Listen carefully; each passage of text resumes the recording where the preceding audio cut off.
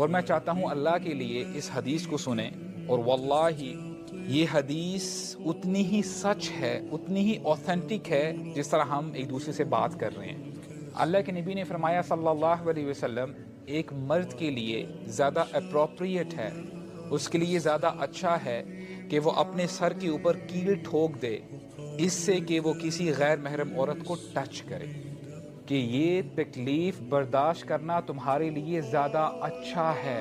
اور آج کچھ ایسے بھی لوگ ہیں سو ٹو سے، وہ کہتے ہیں کہ جی جو اسلام ہے نا وہ کمپیٹیبل ریلیجن ہے، مرد اور عورت ایک دوسرے کے ساتھ ہینڈ شیک کر سکتے ہیں، واٹس دا بگ ڈیل؟ ہاں، دل میں کچھ ایسا ویسا نہیں ہونا چاہیے۔ تو آپ کو کیسے پتہ چلے گا کہ اس بندے کے دل میں کیا ہے؟